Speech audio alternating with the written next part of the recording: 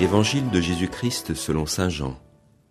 Après la multiplication des pains, la foule dit à Jésus : « Quel signe vas-tu accomplir pour que nous puissions le voir et te croire ?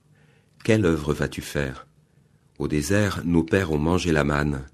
Comme dit l'Écriture, il leur a donné à manger le pain venu du ciel. » Jésus leur répondit : « Amen, amen, je vous le dis, ce n'est pas Moïse qui vous a donné le pain venu du ciel, c'est mon Père qui vous donne le vrai pain venu du ciel.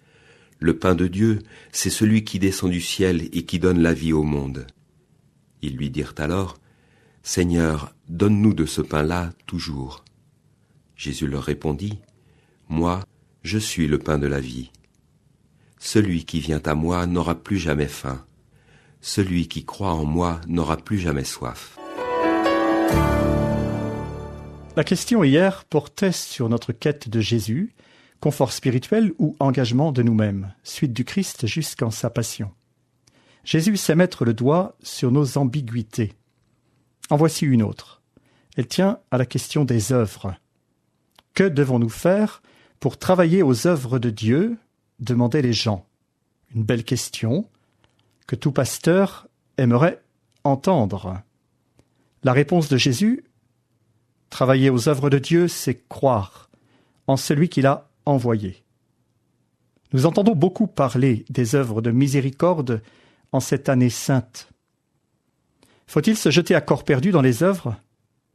Ne seront-elles pas de l'activisme ? Commençons par contempler le Christ. Travailler aux œuvres de Dieu, c'est croire au Christ. De cette foi découlent les œuvres. Je crois en lui. Je ne peux pas ne pas dire ce qu'il a fait, vivre ce qu'il a vécu. Jusqu'où irai-je ?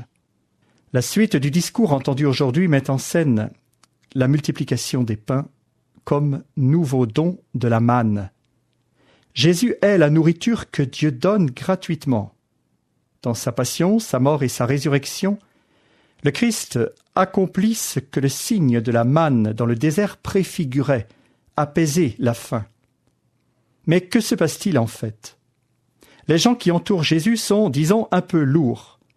Nous ressembleraient-ils ? Ils viennent d'être rassasiés par ce pain en abondance, puisqu'il en reste. Et que demande-t-il à Jésus ? Juste après, « Donne-nous un signe à voir, que nous puissions te croire. » Courageux, Jésus, qui rebondit sur la question plutôt que de les renvoyer à leur aveuglement. Bien des fois, dans les évangiles, on l'entendra dire à ses disciples « Vous n'avez rien compris. Vous ne comprenez pas encore ?» Il est de longue haleine le travail des pédagogues, des enseignants, parfois, face à leur public, face à leurs élèves. Combien de fois faut-il répéter pour que ça rentre ? Est-ce de l'ironie de la part de saint Jean ? Les interlocuteurs de Jésus sont pris pour des aveugles. On se rappelle que 3 chapitres plus loin, saint Jean va développer un nouveau signe, la guérison de l'aveugle-né. Tout est lié. Pour le moment, les interlocuteurs veulent un signe plus grand que la manne, leur référence à tous, puisque c'est la référence à Moïse. Ils sont aveugles, ils ne comprennent pas.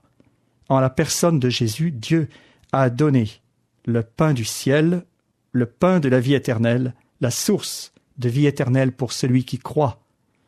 Ne méprisons pas trop vite ces gens aveugles. Saint Jean témoigne du difficile chemin qui conduit à la foi, le chemin des catéchumènes. Mais si nous sommes pour la plupart baptisés, sommes-nous encore sur ce chemin qui conduit à la foi ou sommes-nous encore un peu lourds, lents à croire ce qui avait été annoncé par Moïse et les prophètes ? L'évangile du jour était commenté par le père Daniel Aurieux, curé de la paroisse Saint-Joseph de la